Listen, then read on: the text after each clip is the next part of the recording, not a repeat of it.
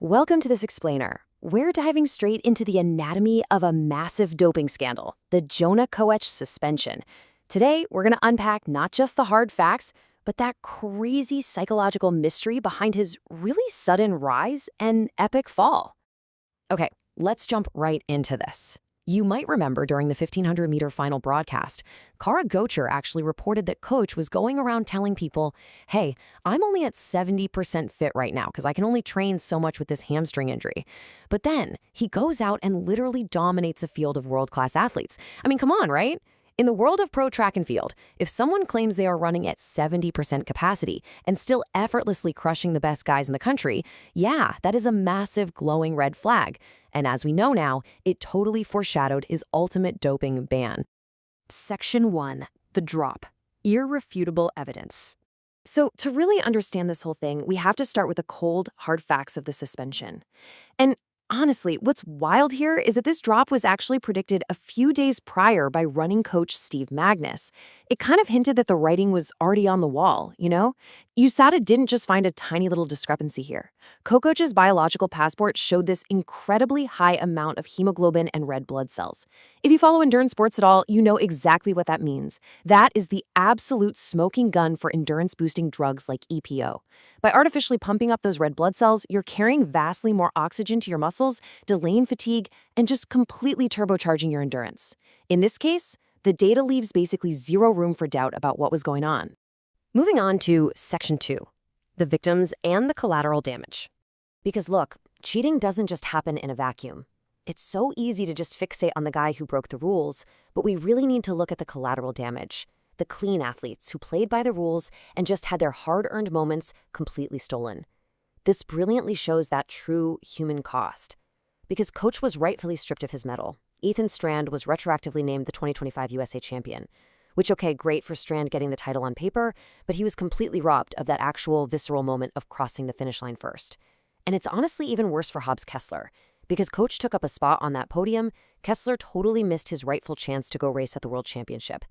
You literally cannot give an opportunity like that back to an athlete. It's just gone. Right, let's get into Section 3, the alibi, the whole hamstring mystery. Okay, let's unpack probably the most bizarre anomaly in this entire saga. Remember that whole 70% fitness thing from earlier? We need to look super closely at the supposed hamstring injury and his highly suspicious absence leading up to the championship run. So check out this timeline. Koech's last race was May 31st. After that, he completely vanishes from the racing circuit. For 2 whole months, nobody really knows where he is or what he's up to. Then, out of nowhere, he rocks up to the USA Championships, claiming he's nursing this bad hamstring, and then effortlessly dominates and sets a championship record. I mean, think about it.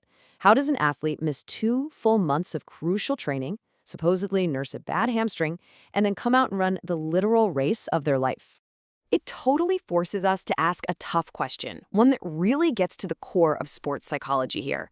Was this 2-month vanishing act and sudden return a meticulously masterminded cover-up?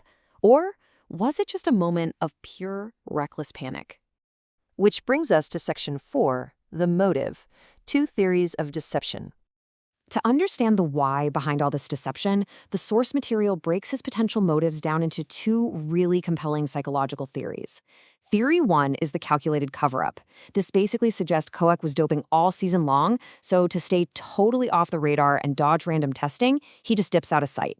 He shows back up claiming a hamstring injury as a calculated cover story just to lower expectations before he inevitably crushes everybody. But then there's Theory 2, desperate panic.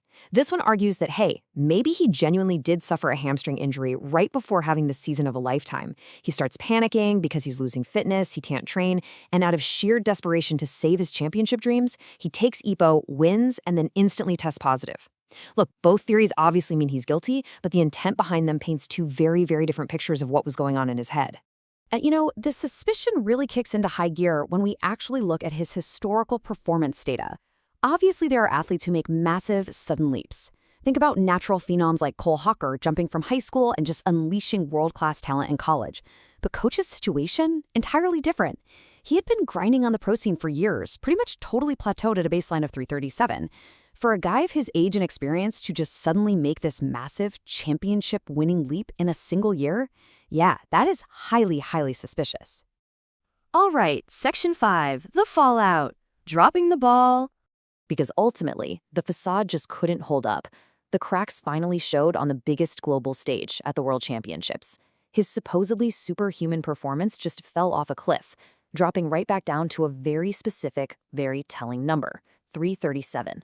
A super sluggish 337, right back to his old baseline. Now this time proves one of two things.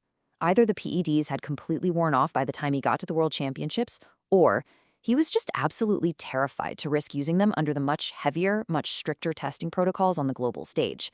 Either way, that 70% fit champion, he was nowhere to be found. The ripple effects of this whole mess are just massive. First off, Koech is a foreign athlete who changed his allegiance to compete for the US. When an athlete makes that kind of switch and then immediately gets hit with a severe doping ban, it creates a terrible look and some really severe backlash for other foreign athletes who might want to do the same. Second, this isn't just a one-off. It sadly echoes a growing list of recent, really high-profile American bans. We're talking names like Shelby Houlihan and Kristen Coleman. Instances exactly like this deeply challenge the integrity of track and field. It makes it so much harder for fans to just sit back and trust what they're seeing on the track. Which really brings us to our final thoughts. Yes, we can absolutely celebrate the fact that justice was eventually served and that guys like Ethan Strand and Hobbs Kessler are finally getting the respect that they completely deserve. But it leaves us sitting with a pretty uncomfortable reality. After seeing this level of deception, the fake injuries, the biological passport anomalies, in today's era of sports, are we ever going to be able to just sit back and blindly trust a sudden miraculous performance ever again? Food for thought. Thank you so much for joining me for this explainer. I really hope this breakdown helped clarify exactly how this whole crazy scandal unfolded.